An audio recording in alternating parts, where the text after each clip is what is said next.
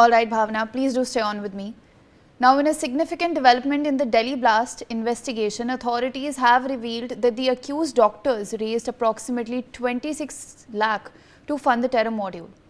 The money was used to procure chemicals, fertilizers and remote trigger devices, establishing a self-funded network for bomb making. Investigators say that the accused had meticulously built a supply chain to manufacture explosives, raising serious concerns about the sophistication of the plot. The probe is ongoing to uncover all the links and collaborators behind the attack. Remember, other than these 26 lakh rupees, the terrorist module was also operating through a hawala network funded by the Jaish-e-Mohammed, which also means that the terrorists had 46 lakhs at hands to fund their terror activities. Let's in fact take a look at these terror funders.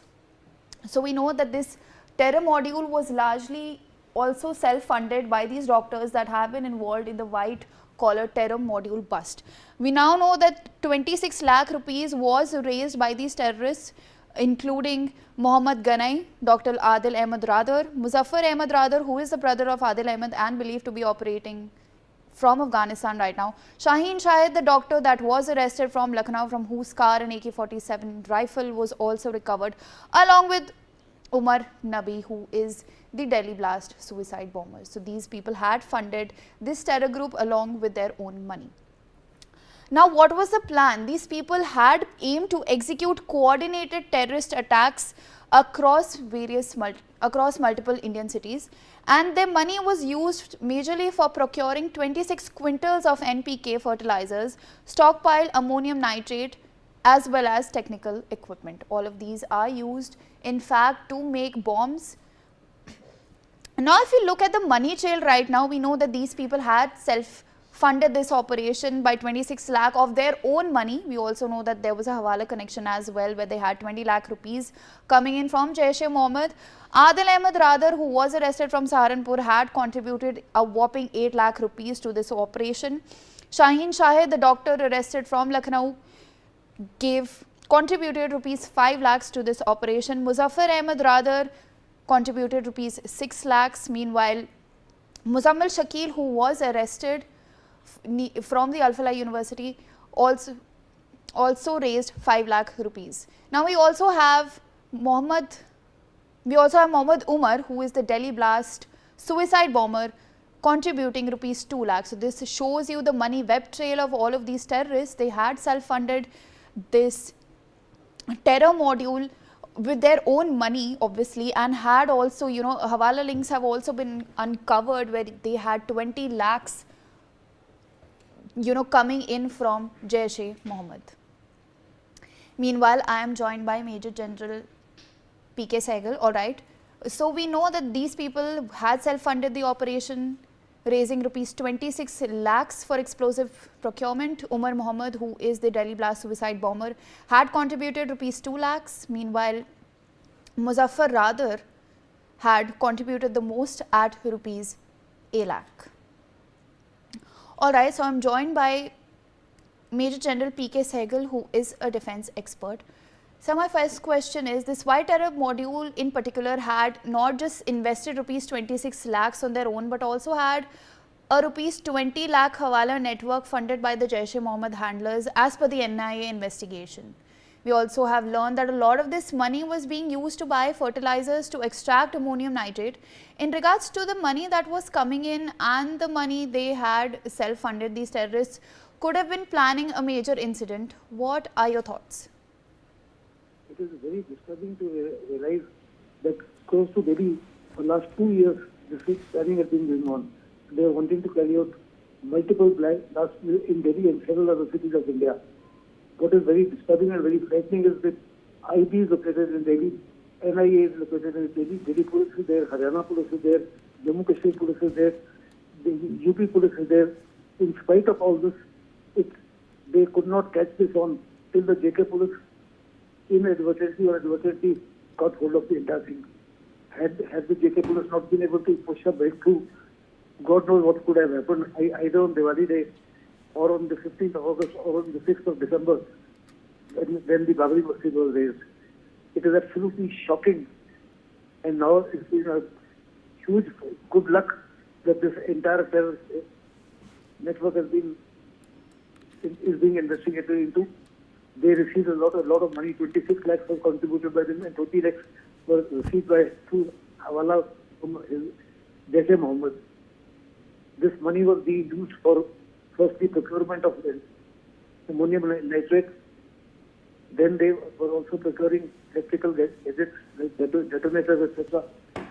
Other chemicals were procured because unless the ammonium nitrate is grounded into a powder form and mixed with chemicals, it cannot explode. So chemicals were procured, and this whole procurement lasted over a period of 2 years. And such a huge quantity, 3,000 kgs, that is 3 tons collected right close to Delhi, is something very surprising. And the electronic gadgets and detonators were bought from markets in Faridabad itself. As far as ammonium nitrate was concerned, it was bought from Gurgaon and New in small packets and transported over a period of 2 years. Then Dr. Umar had been treating a cabbie's son for 4 years free of cost, or Dr. Shakil, one of the doctors. And he had put a grinder and a deep freezer there in his house, which was also being investigated, come out. It is very important as to what the Dr. Sheen's investigation brings out, because it's a very huge network spread over the entire country, and it's got implications not only within India, it's got linkages outside India as well. People from ISI involved, people from Jaish-e-Mohammed are involved, maybe LETs also involved, and maybe some other countries also may be involved who have inimical designs towards India. People from Turkey are seemingly involved. Chinese involvement could also be there, and maybe some other terrorist organizations from within the country. We are monumentally lucky that this entire thing has been broken into before they could do any major damage. I believe amongst the targets were Rashtrapati Bhavan, Prime Minister's residence, as well as Parliament House, India Gate, Red Fort, etc. This could have caused huge not only devastation to loss of lives and property, but would have been a disaster of the ultimate variety and a mega embarrassment to the government of India. And yet it took full 2 years to break this network is something that is actually mind-boggling. How is it that in the very close vicinity of Delhi, this thing was being carried on for, in fact, the preparations began even earlier. And Al-Falah University is right in Faridabad, and the university was being used as a den for such devious purposes. How could it not have been known? There were almost 600 trainees in that college. Nobody gets a wind of it. There are plenty of Hindu students there, plenty of students from other communities. How is it that nobody got a wind of it? I am told that all this activity used to be carried out by the concerned doctors from 11 p.m. till 2 a.m. in the morning. And they use various social media apps of the variety that are normally not being broken through to get to each other. Yet the entire thing was carried on for 2 years and you couldn't discover it. I think it's a very, very, very serious lapse on the part of the intelligence agencies, and intelligence agencies need to be boosted up by an order of magnitude without any further display. Back to you, Vijay. Additionally, sir, now in regards to the foreign funding that we often see in such cases, what measures can be taken not just to track the money that comes for funding terrorism in India, but also to stop it? We are basically trying to make sure that the foreign money does not come. If you notice that Hurriyat used to get lots and lots of foreign funds, we managed to break the nexus and block the entire flow of funds returned to Hurriyat. It was through those funds that grenades were being launched. People used to throw stones at the army, schools were being burnt, banks were being looted. All that has stopped. All that notwithstanding, nations are playing double games. At one end of the spectrum, they condemn terrorism in all forms. Even the latest G20 meet has said the same thing. But on the other hand, very deviously, some of these countries are pushing through funds. The major sources are in Canada, in America, in UK, in Netherlands, and some other European countries. And even FATF is fully aware of the fact that funding is being sent into India for nefarious purposes, and yet they looked the other way around.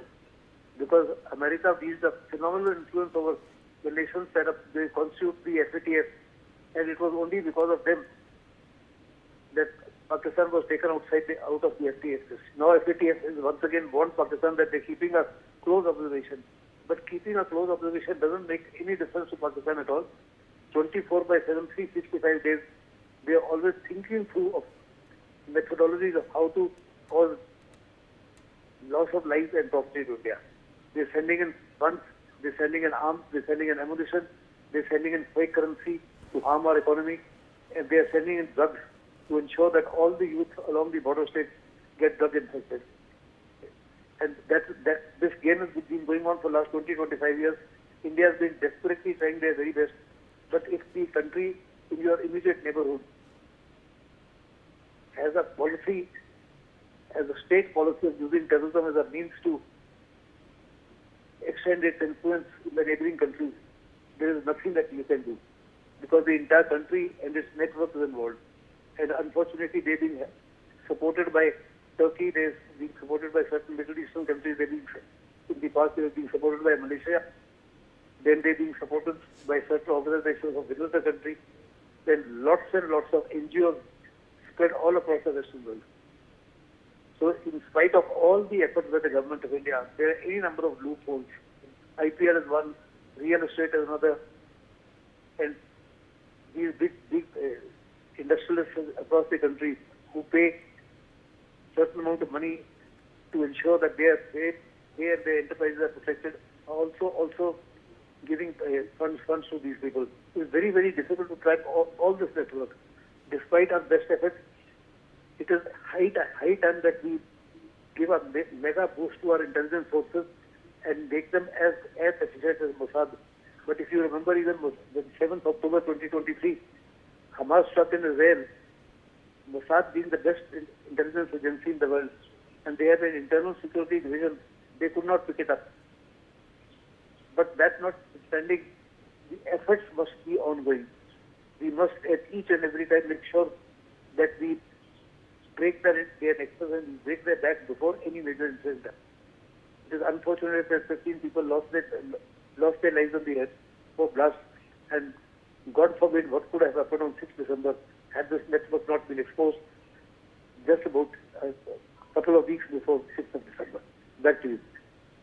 Major General P.K. Sehgal, thank you for your time and for sharing your insights with us here at Newsx. Shifting focus